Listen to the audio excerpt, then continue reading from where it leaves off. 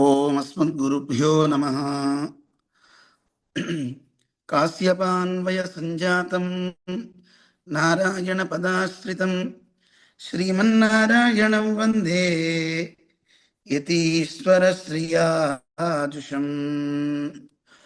యో నిత్యమచ్యుత పదాంబుజయుగ్మరుక్మ వ్యామోహతస్తదితరాణి తృణాయ మేనే. అస్మద్గురోర్భగవతోస్య దయైకసింధోః రామానుజస్య చరణౌ శరణం ప్రపద్యే. జై శ్రీమన్నారాయణ. ప్రియ భగవద్బంధులరా, వేదోఖిలో ధర్మమూల అంటారు.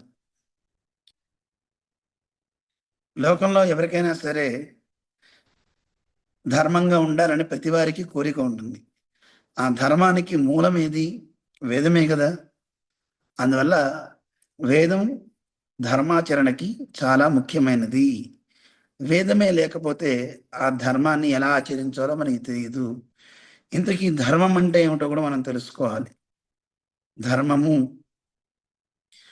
ప్రతి మనిషి సుఖంగా ఉండాలనే కోరుకుంటూ ఉంటాడు. అది ఈ లోకంలో కాదు, పై లోకంలో కూడా. ఎక్కడికి వెళ్తే అక్కడ సుఖంగా ఉండాలని కోరుకుంటుంటాం. మనం సహజంగా చూడండి, మన ఈ ఊరు నుంచి ఇంకో ఊరు అప్పుడప్పుడు అలా ఎక్స్కర్షన్స్కో, లేకపోతే ఏదో తిరుమల సేవించడానికో, లేకపోతే ఏది విదేశాలకో, లేదా అమెరికానో ఎక్కడికో మనం వెళ్తూ ఉంటాం. వెళ్ళే ప్రతి ఊళ్ళోనూ మనం బాగుండాలి, అక్కడ కంఫర్ట్స్ ఉండాలి అని మనం చూసుకుంటుంటాం.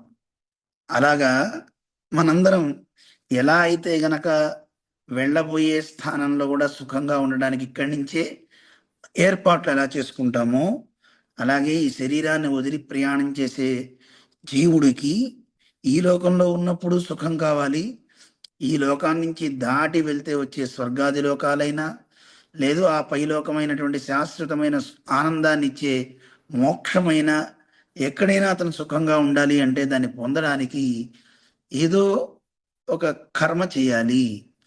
చూడండి, మనం ఇక్కడి నుంచి ఏదైనా కంట్రీ వెళ్ళాలంటే వెళ్ళాలన్న కోరిక ఒకటి ఉంటే సరిపోదు, దానికి తోడు డబ్బు కూడా కావాలి. ఆ డబ్బును వినియోగించి శ్రమపడి మనం వీసానో ఏదో తెచ్చుకుంటాం. దానికి కూడా ఎంత కష్టమో మనం చూస్తున్నాం.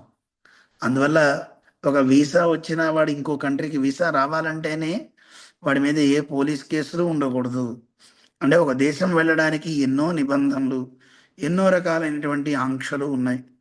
మరి పరమాత్మ దగ్గరికి వెళ్ళాలి, పరమపదం ఉన్నప్పుడు ఆ దేశం వెళ్ళాలి అంటే మరి మనకు కూడా కొన్ని నిబంధనలు ఉంటాయి కదా. పాపాలు ఉండకూడదు, మంచి పనులు చేయాలి, అలాగే వీడి దగ్గర ఏదైనా కాస్త ఆర్జించినది ఉండాలి. ఆ ఆర్జించిన దానికే మన వాళ్ళు కర్మలు కొన్ని చెప్పారు, ఇవి ఆచరించి ఉండాలి అని చెప్పారు. ఇహలోకంలో సుఖానికి కానీ, పైలోకాల్లో వాడు సుఖం పొందడానికి కానీ చేసే కొన్ని కర్మలు ఉంటాయి. వాటికే ధర్మము అని పేరు. దీనికి మన మహర్షులు చాలా అందంగా ఒక అందమైన మాట చెప్పారు. ధర్మం అంటే ఏమి? ధర్మానికి బోల్డ్ అయిన డెఫినేషన్స్ ఉన్నాయి, అవి మళ్ళీ మనం తెలుసుకుందాం. కానీ ఇక్కడ ఒక చిన్న విషయం తెలుసుకుందాం. ఏమిటి ధర్మం అంటే అని మన పెద్దలంతా చెప్తూ ఉంటారు. ధర్మం అంటే సర్వభూత హితాన్ని కోరడమే ధర్మము అని. కానీ మనకి పెద్దలు చెప్పారు, ప్రధానంగా యతో అభ్యుదయ నిశ్రేయస సిద్ధి సధర్మ అని చెప్పారు. రెండు పదాలు గుర్తుపెట్టుకోండి. ఒకటి అభ్యుదయము, రెండవది నిశ్రేయసము. ఈ రెండు పదాలు జాగ్రత్తగా గుర్తుపెట్టుకోవాలి. ఏమిటి అభ్యుదయము అంటే? అభ్యుదయము అంటే ఈ లోకంలో మనం సుఖంగా ఉండడానికి చేసే కొన్ని కర్మలు ఏవైతే ఉంటాయో వాటికే అభ్యుదయము అని పేరు. అంటే యజ్ఞయాగాది క్రతువులైనా కావచ్చు, లేదా తీర్థయాత్రలు కావచ్చు, గంగాది స్నానాలు కావచ్చు, ఏమైనా వీటి వల్ల మనం ఇహలోకంలో సుఖంగా ఉంటాము. ఇహలోకంలో సుఖంగా ఉండడానికి ఇప్పుడు చూడండి, చాలామంది నేను బాగా కష్టపడి చదువుకోవాలి, చదువుకుని నేను బాగా సుఖంగా ఉండాలి అంటే ఏం చేయాలి? చదవాలి. చదివిన తర్వాత ఏం చేయాలి? మంచి ఉద్యోగం పొందాలి, బాగా డబ్బు సంపాదించాలి. దేనికి రా ఇంత డబ్బు సంపాదిస్తున్నావు అంటే సుఖంగా ఉండాలి కదండి, అందుకే చదువుకుంటున్నాను, అందుకే ఆర్జిస్తున్నాను. మరి సుఖం వచ్చిందా? చూస్తే డబ్బు సంపాదిస్తున్నాం కానీ దాని రక్షణలో చాలా దుఃఖం వస్తుంది. అందుకే ఋషులు అంటారు ఆయే దుఃఖం వ్యయే దుఃఖం అంటారు. సంపాదించడంలోనూ కష్టం ఉంటుంది, దుఃఖం వస్తుంది. అది ఖర్చు అయిపోతే అయ్యో అయిపోయిందని దుఃఖం ఉంటుంది. అందువల్ల తస్మాత్ దుఃఖం, మనకి ఎప్పుడు దుఃఖమే తప్ప ఈ లోకంలో దేని వల్ల మనకి సుఖం అనేది ఒకటి లేదు. ఆలోచించండి, చిన్నగా ఉన్నప్పుడు ఆటలు ఆడుకోవాలనుకుంటాడు. ఆ ఆటలు ఆడేటప్పుడు ఏదన్నా ఇబ్బందులైతే చాలా బాధపడిపోతాడు. దెబ్బలు తగిలినా ఇవి తగిలినా దుఃఖమే. వచ్చే ఆనందం ఎంతసేపు చూడండి. పోనీ కాస్త చదువు వస్తే బాగుండు అనుకుంటాడు. ఆ చదువు వచ్చిన తర్వాత ఆ చదువుని ఆర్జించడంలో కూడా చాలా కష్టం ఉంటుంది. ఆర్జించిన తర్వాత మంచి ఉద్యోగం వచ్చింది అనుకోండి, సంపాదించడానికి ఉద్యోగాలు కూడా చదువు బాగా ఉన్నా ఉద్యోగం రావడం కూడా వాడి అదృష్టాన్ని బట్టే ఉంటుంది. ఒకవేళ ఉద్యోగం వచ్చినా ఎంత కష్టపడాలంటే ఊరికినే డబ్బులు ఇస్తారా? ఓ 8 గంటలో 12 గంటలో అక్కడ వెట్టి చాకిరీ చేయాలి. చేసే పనిలో వాడికి నచ్చితే యజమాని ధనం ఇస్తాడు, లేదంటే తీసేస్తాడు. ఆ ధనం వచ్చిన తర్వాత అమ్మయ్య ధనం సంపాదించాము అనుకుంటాం. కానీ వచ్చిన డబ్బు ఇంటికి వచ్చే లోపులోనే ఇవ్వాల్సిన పేమెంట్స్ అన్నీ అయిపోతూ ఉంటాయి. అయ్యో ఇంత కష్టపడి చేస్తున్నానే, ఇంత సంపాదిస్తున్నానే, అయినా నా దగ్గర డబ్బు నిలబట్టలేదే అని దుఃఖం కలుగుతూనే ఉంది. అందువల్ల లోకంలో చూడండి, ప్రతి వ్యక్తికి దుఃఖం అనేది సంభవిస్తూనే ఉంది. అందువల్ల ఇహలోకంలో ఉండే ఆ సుఖాలన్నీ కూడా వస్తాయి. అవి నువ్వు పొందాలి అంటే నీకుండే ఆటంకాలు తొలగాలి. దానికోసం నువ్వు కర్మ చేయాలి. అవి యజ్ఞమో, యాగమో, నమస్కారమో, పూజో, పునస్కారమో. ఎందుకంటే నీకు రావాల్సిన బెనిఫిట్స్ ఎవరు ఏ వ్యక్తి లేడు కానీ ఆగిపోతున్నాయి. ఆ ఆగిపోయినటువంటి ఆ ధనం మన దగ్గరికి రావాలి, లేదు ఆగిపోయినవేవో నీ దగ్గరికి రావాలి అంటే వాటిని చేయాలి. కానీ ఇహలోకంలో మనం చూసే ప్రతిదీ వివాహం కానంత వరకు అవ్వాలి అవ్వాలి అనుకుంటారు. అయిన తర్వాత అటు భార్య వల్ల ఇటు భర్త వల్ల ఇద్దరి వల్ల ఒకరికొకరు దుఃఖంతో దూరం అవుతూనే ఉంటున్నారు తప్ప ఇద్దరు కలిసి సహజీవనం సాగించేటటువంటి వ్యక్తుల్ని మనం చూడలేకపోతున్నాం. అందువల్ల ఎక్కడో చోట ఏదో రకమైన దుఃఖమే. పోనీ ఎలా చూసినా సరే ఈ దుఃఖం అనేది మనిషికి వస్తూనే ఉంది. అందువల్ల మనిషి సుఖపడాలని కోరుకుంటున్నాడు. అందుకే మంచి చేయబోయి, అందుకే దానం కొద్దీ బిడ్డ అంటారు. చేసే మంచి దానాలు ఎన్ని చేస్తే జంతువులకి భిక్ష పెట్టడము, తోటివాడు ఆకలితో ఉంటే అన్న పెట్టడము, వీటి వల్ల మంచి పిల్లలు పుడతారట. అలాగే ఎంతో పుణ్యం గత జన్మలో చేస్తే ఈ జన్మలో మంచి భర్త లభిస్తాడు. పుణ్యం కొద్దీ పురుషుడు అంటారు, దానం కొద్దీ బిడ్డ అంటారు. ఇవి కర్మలు. ఇహలోకంలో సుఖాలు పొందడానికి చేసే కర్మలన్నిటికీ అభ్యుదయము అని పేరు. ఇక రెండోది నిశ్రేయసము, అంటే పైలోకాలలో సుఖాలు పొందడానికి చేసేటటువంటి వాటిని కూడా వేదం చెప్తుంది. ఇహలోకంలో ఉండే అభ్యుదయానికి సంబంధించినవి వేదం చెప్తుంది. మీకు శత్రువులు ఉన్నారా, ఈ యాగం చేయండి, సేన యాగం అంటారు. ఈ యాగం చేస్తే శత్రువులు తొలగిపోతారు. సంపదలు కావాలా, ఈ యజ్ఞం చేసుకో అంటూ మనకి ఇష్టి కల్పం. ఏ ఇష్టి చేస్తే నీకు సంతానం కలుగుతుంది, ఆరోగ్యం కలుగుతుంది, ఇవన్నీ చెప్పాయి మనకి వేదాలు. కానీ ఇక్కడ కాదండి, ఇంకా పై లోకాల్లోకి వెళ్ళి ఒకవేళ స్వర్గలోకము ఇలాంటి లోకాలు ఏమైనా ఉంటే అక్కడికి వెళ్ళడానికి కావాల్సిన కర్మలు కూడా చెప్పాయి. వాటికే నిశ్రేయసము అని పేరు పెట్టారు. కానీ ఈ నిశ్రేయసం స్వర్గాది లోకాలు, అంతకంటే ఇంకా పైకి వెళ్తే మోక్షము అంటారు. ఆ మోక్షం గురించి కావలసిన ధర్మాన్ని కూడా చెప్పింది, కర్మలు కూడా చెప్పింది వేదము. అందువల్ల వేదము ధర్మానికి మూలము. వేదోఖిలో ధర్మ మూలం అంటారు. అయ్యా వేదం అనేది నువ్వు ధర్మాన్ని సాధించడం కోసం, అంతే కదా, దానికోసమే కదా ఉన్నది అంటారు. అందువల్ల వేదం చెప్పేది ఏంటి అంటే, ఎవరైనా అడిగారు అనుకోండి, ఏం చెప్తుందండి వేదం, వేదాలన్నింటిలో ఊరికే చదివేస్తే మాకు సరిపోయిందా అని అడిగే వాళ్ళు ఉంటారు. ఒరే నాయనా, వేదాలన్నీ నీకోసమే ప్రవర్తిస్తున్నాయి. నువ్వు సుఖంగా ఉండడానికి కావాల్సిన మంచి విషయాలు చెప్తున్నాయి. అది ఈ లోకంలోనూ పై లోకంలోనూ. నువ్వు ఎక్కడ ఉంటావో అక్కడ నువ్వు పొందేటటువంటి లోకాలలో నువ్వు సుఖంగా ఉండడానికి కావాల్సిన కర్మలన్నీ చెప్తున్నాయి. అందువల్ల వేదము అంటే ధర్మానికి మూలము అన్నమాట. వేదోఖిలో ధర్మ మూలం గుర్తుపెట్టుకోండి. అందువల్ల అభ్యుదయ నిశ్రేయస సిద్ధి సధర్మ, అభ్యుదయము నిశ్రేయసం.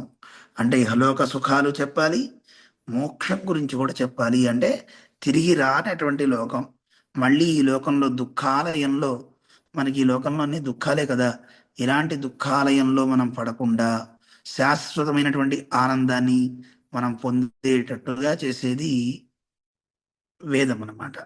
ఈ రెండు చెప్తుంది. కానీ లోకంలో ప్రతి వ్యక్తికి దేని మీద ఆస ఎక్కువ ఉంటుందండి? ఇహలోకంలో ఉండే సుఖాల మీదే.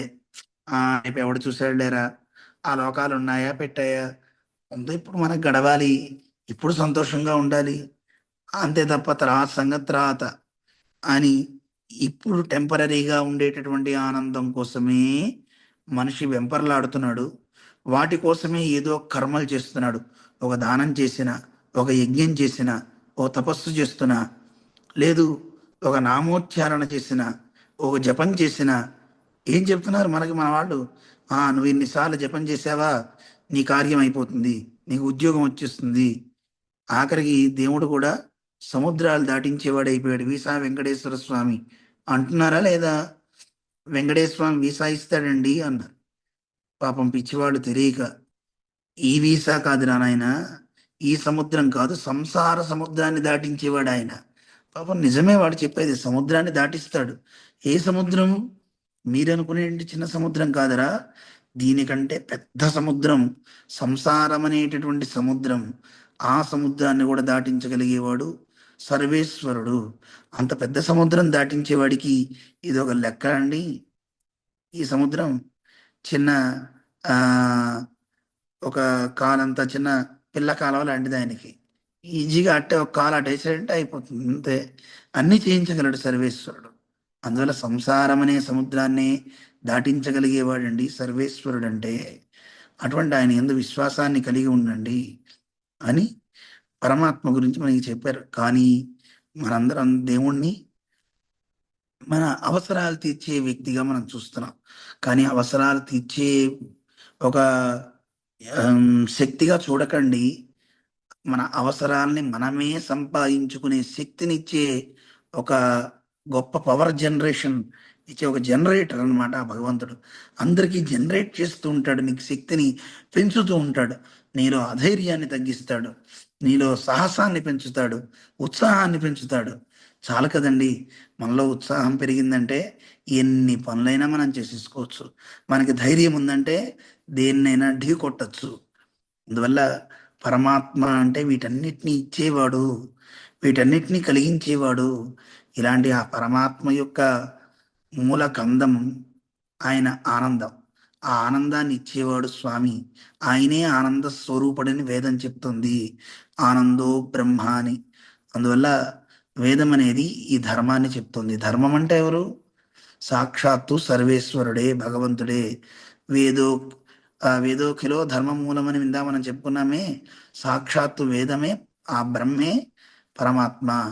ధర్మం అంటేనే భగవంతుడు. కృష్ణం ధర్మం సనాతనం అంటారు. కృష్ణుడే మూర్తి భవించిన ధర్మము. రామో విగ్రహవాన్ ధర్మ, రాముడే మూర్తి భవించినటువంటి ధర్మము అంటారు. అందువల్ల వేదోఖిలో ధర్మమూలం అన్నప్పుడు సాక్షాత్తు భగవంతుడే అని చెప్పడం అన్నమాట. అలాగే ధర్మం అంటే అభ్యుదయము నిశ్రేయస సిద్ధి కోసం చేసే కర్మల సముదాయం అని కూడా గుర్తించండి. అలాగే ఈ వేదాలు ఎన్ని వేదాలు ఉన్నాయి, అలాగే ఒక్కొక్క వేదానికి ఎన్ని శాఖలు ఉన్నాయి అనే విషయాన్ని క్రమంగా రేపు మనం తెలుసుకుంటూ ముందుకు సాగుదాం. జై శ్రీమన్నారాయణ. ఓం అస్మద్గురుభ్యో నమ. ఎవరికైనా సందేహాలు ఉన్నాయా? దాసోహాలు అడిగా. నిశ్రేయసము అంటే అడిగా. అమ్మా వినపడలేదు, ఒకసారి చెప్పండి. నిశ్రేయసము, అభ్యుదయము. అభ్యుదయం అంటే ఇహలోకంలో ఉండేటటువంటి సుఖాలమ్మా. నిశ్రేయసము అంటే పైలోకాలు, అంటే పరమపదం. ఓకే అండి. దాసోహాలు నాన్న, హోమానికి, యాగానికి, ఇష్టికి గల తేడాలు తెలపగలరు అని. హోమము ఒక పూట చేసుకునేది నాన్న. ఇష్టి అంటే మన ఇష్టాలను తీర్చేది. హలో, అది మీ పక్కన ఉన్న ఫోన్ నుంచి డిస్టర్బెన్స్. మన దగ్గర ఎవరు లేరు నాన్న, ఫోన్లు ఏం లేవు. అది వంశీ స్వామిది. వంశీ స్వామి బయటికి వెళ్ళిపోయారే. మరి డబుల్ టైం వినిపిస్తుంది అడి మీది. తెలియదు నాన్న, మరి ఇక్కడ ఎవరు వేరే ఫోన్ ఇప్పుడు లేదా? ఓకే అడి, ఇప్పుడు ఓకే అడి. వేరే ఫోన్ లేదు, వాళ్ళంతా బయట కూర్చున్నారు. అదే అడి, హోమం యాగం ఇష్టి డిఫరెన్స్. ఆ ఇష్టి అంటే ఇష్టాలను నెరవేర్చేటటువంటిది ఇష్టి అంటారు. ఇష్టకామ్యం అన్నమాట. ఇష్టి అంటే మనకి ఏవైతే ఇష్టాలు ఉన్నాయో, అంటే సంతానం కావాలి, ఆరోగ్యం కావాలి, ఇలాంటివి చేసేవి ఇష్టి అంటారు. హోమము, హవనము, యజ్ఞము, క్రతువు, ఇలా వీటిల్లో తేడాలు ఉన్నాయి. హోమం అనగానే మనం మామూలుగా ఒక పూట చేసేది, అది కూడా ఒక చిన్న హోమం లాగా. ఇష్టి కాకుండా మామూలుగా చేసుకునేది హోమమే. ఇష్టిని కూడా హోమం అనే పిలుస్తాం కదా, ఇష్టాలు నెరవేర్చేది అనమాట అది. ఇంకా యజ్ఞము అన్నారనుకోండి, 5 రోజుల పాటు, 9 రోజుల పాటు అలా చేస్తే అది యజ్ఞము అంటారు. అదే క్రతువు అనుకోండి, ఒక 27 రోజుల పాటు, 40 రోజుల పాటు అలా సాగుతూ ఉంటే దాన్ని క్రతువు అంటారు. అర్థమైందే? అడి అడి అర్థమైంది. అలాగే మనకి సత్రయాగం అంటారు, దీర్ఘ సత్రయాగం ఋషులు చేశారనమాట. కొన్ని సంవత్సరాల పాటు ఆగకుండా చేశారనమాట. అలాంటి సత్రయాగాలు. ఇలాగా యాగాల్లో, అంటే యాగము అంటే ఎక్కువ రోజులు ఉంటే దాన్ని యాగం అని కూడా పిలుస్తారు అనమాట. ఎక్కువ రోజులు అడి ఉంటారు, సంవత్సరాల పాటు ఉంటే దాన్ని యాగం అని కూడా పిలుస్తుంటారు. అంటే ఇప్పుడు ప్రతి వాళ్ళు దానికి ఏ పేరు పెడితే ఆ పేరు పెట్టేస్తున్నారు, కానీ పూర్వం అలా వాడుతుండేవారు అనమాట. అడి ఇంకొక డౌట్ ఉంది. చెప్పలేనా? అడి ఇప్పుడు పరమపదం అన్న దాని గురించి ఒకరు పెట్టారు. మంత్రపుష్పంలో తద్విష్ణు పరమం పదగం అని వస్తుంది కదా, దాని గురించి ఒక్కసారి చెప్పగలరా అని పెట్టారు. అది ఇప్పుడే ఎందుకు, దేనికోసం అది? అంటే దాని మీనింగ్ ఏంటి అని అడిగారు. అంటే విష్ణుమూర్తి యొక్క పరమపదం, ఆయన ఉండేటువంటి స్థానం ఏదైతే ఉందో, ఆ స్థానంలో భగవంతుణ్ణి సదా పశ్యంతి సూరయ, ఎప్పుడు అక్కడ ఉండేటువంటి నిత్య సూర్యులు అనేవాళ్ళు ఉన్నారు. వాళ్ళు ఎప్పుడు అలాగా కళ్ళు మూతలు పడకుండా ఎప్పుడు ఆ స్వామిని సేవిస్తూనే ఉంటారు, జాగరూకులై. వాళ్ళు అనేక రకాలైనటువంటి సేవలన్నీ చేస్తూ ఉంటారు అనమాట పరమాత్మకి. థ్యాంక్స్ అడి. అది తర్వాత మళ్ళీ వివరాల్లో వెళ్దాం. అసలు ఓకే. సూర్యులు అంటే ఏంటి, నిత్య సూర్యులు అంటే ఏమిటి, వాళ్ళని ఏమంటారు, అవన్నీ తర్వాత చెప్తాలే. ఒక్కొక్క రోజు క్లాసులో వస్తాయి ఇవన్నీ. అదే అడి ఒకరు అందుకే అడిగారు. అందుకే ఏ రోజు కాంటెస్ట్లోవే అడగండి. మిగతావి అన్ని డౌట్స్ మీకు ఆల్రెడీ వచ్చే ప్రవచనాల్లోనే వస్తుంటాయి, రాసి పెట్టుకోండి పక్కన.